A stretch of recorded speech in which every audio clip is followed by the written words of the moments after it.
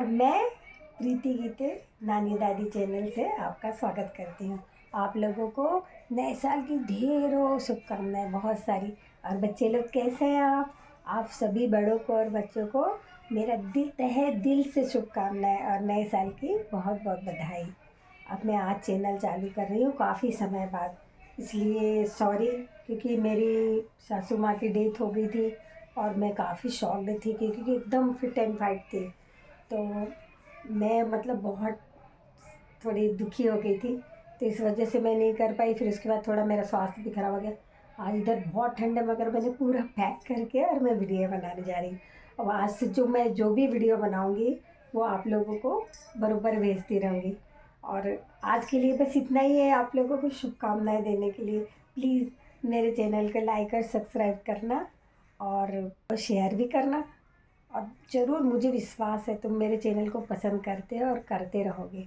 नमस्ते इंडिया, मेरे सारे भाई बहन और बच्चे लोग कैसे हो? सभी को दिल से नए साल की बहुत बहुत शुभकामनाएं। और आप लोग का सभी का नया साल बहुत खूबसूरत और बड़ा प्यारा सजा है और खूब स्वस्थ और मस्त रहो। और मैंने पहले भी वीडियो में बताया है कि मैंने क्यों नहीं कर सकी थी, तो आप लोग को पता चल जाएगा। और हमने जो सेलिब्रेशन 31 पे हमारे कॉलोनी में किया है, तो वो भी मैं आप लोगों को भेजूँगी।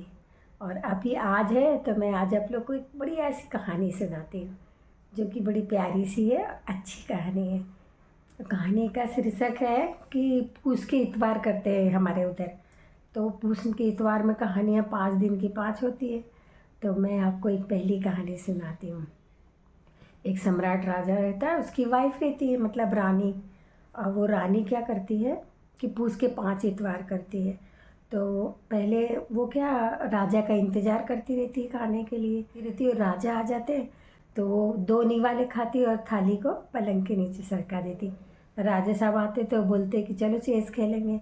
और उस टाइम चेस का बहुत ज़्यादा क्रेज़ रहता था, तो वो चेस खेलने बैठ जाती। ऐसे हर इतवार को वो ऐसे ही करती।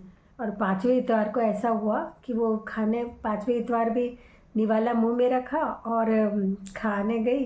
2 निवाले लिए और राजा साहब आ गए तो फिर पलंग के नीचे सरका दी। पलंग के नीचे सरका दिया, वो चेस खेलने बैठी और चेस की गोटी क्या हुआ, पलंग के नीचे चली गई। और राजा साहब बोले लाओ मैं निकाल देता। बोले मैं निकालती। बोले नहीं मैं निकाल देता हूँ। तो राजा साहब हाथ डाले पलंग के नीचे, देखा तो थालियाँ में सब चीज़ हीरे जवाहरात। वो हैरान रह गई। रानी से पूछा अरे ये कहाँ से आए? घबरा गई बेचारी, उसका तो मायका नहीं था। तो उसने बोला कि मेरे मायके से आए। तो बोले तुमने आज तक तो बताया ही नहीं कि तुम्हारा मायका है। बोले चलो हम अभी जाएंगे। बोले अरे मगर नहीं चलो हम तो अभी जाएंगे। तो बोले ठीक है। अब वो अच्छा घोड़ा गाड़ी अच्छी बढ़िया वो करके तैयार करके दोनों रथ पे बैठ के जाते हैं। अब ये बेचारी डरती है कि मैं लेके जाऊँ तो कहाँ जाऊँ। फिर ये अपने राजा साहब से कहती है कि राजा साहब यहाँ गंगा माता का जो नदी है वहाँ थोड़ी देर रुकेंगे, मैं स्नान कर लेती हूँ फिर चलते हैं। बोले ठीक है। तो वो स्नान करने जाती है और स्नान करते हुए चलती चली जाती है पानी में। वो इसलिए जाती है कि अब मैं जवाब भी दूँ तो कैसे दूँ, मेरा तो कोई मायका है ही नहीं। तो वो सोचती है कि मैं अपने आप को ख़त्म कर दूँगी, आत्महत्या कर लूँगी। तो वो फिर क्या करती है कि चलती चली जाती है। तो फिर भगवान शंकर और पार्वती उसको दर्शन देते हैं और बोलते हैं कि क्या हुआ बेटा, तुम क्यों अपने मरने जा रही, क्यों आत्महत्या करना चाहती हो? तो उसने कहा कि क्या करूँ मेरे भोले पिता माता रानी, मैं ऐसे 5 पूस के इतवार करी। उसने पूरी कहानी सुनाई।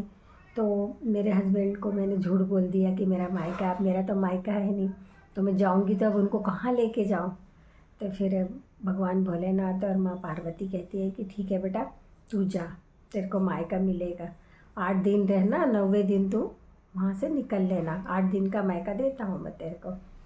तो बोले ठीक है। मैं कैसे पता चलेगा? तो बोले ऐसे कुकू के पगले दिखेंगे तो बोलना इस रास्ते पे चलते जाओ, थोड़ी दूर से तेरे को ढोल नगाड़े की आवाज़ आएगी तो समझ जाना कि तेरे मायके वाले तेरे को लेने आए। बोले ठीक है। अब वो जाती है, बैठती है रथ पे। वो बोले कैसे चलना है? बोले कुकू के पाँव दिखे ना जहाँ पगले, वहाँ उस रास्ते पे चलते चले जाओ। अब वो कुकू के पगले के रास्ते पे चलती चली जाती है और फिर ढोल के आवाज़ आती है नगाड़ों की। तो राजा बोलते हैं काहे की आवाज़ आ रही है? तो बोले मेरे मायके वाले लेने आ रहे हैं। बोले तो उनको कैसे पता? तो वो कहती है उनको मैंने पहले ही खबर कर दी थी कि हम आ रहे हैं। बोले चलो अच्छा हुआ। जाते हैं राजा साहब देख के इतना आलीशान सब कुछ ठाट बाट देख के बहुत खुश होते हैं और बोलते हैं अरे तुमने पहले नहीं बताया, हम तो हमेशा आते रहते। तो खूब मस्त ऐश करते, झूला रहता है, अच्छा अच्छा खाना, चांदी के बर्तन, सोने के, और बहुत ऐश से रहते हैं। 8वां दिन आता है तो ये बोलती नहीं अब हमको चलना चाहिए, नहीं हम तो जाएंगे, जिद पे अड़ जाती है। तो राजा साहब बोलते हैं ठीक है चलो हम चलते हैं। अब लोग निकलते हैं, भगवान खूब सारा उसको धन भी देते हैं, सब माँ के घर से जो दिया जाता है वो सब देते हैं। आती है फिर वो राजा साहब रथ रोकते हैं। बोले क्या हुआ? बोले अरे मैंने पान की थैली तो वहीं खूटी पे भूल के आ गया। तो वो अपने उसको दरबान को बोलता है जाओ लेके आओ।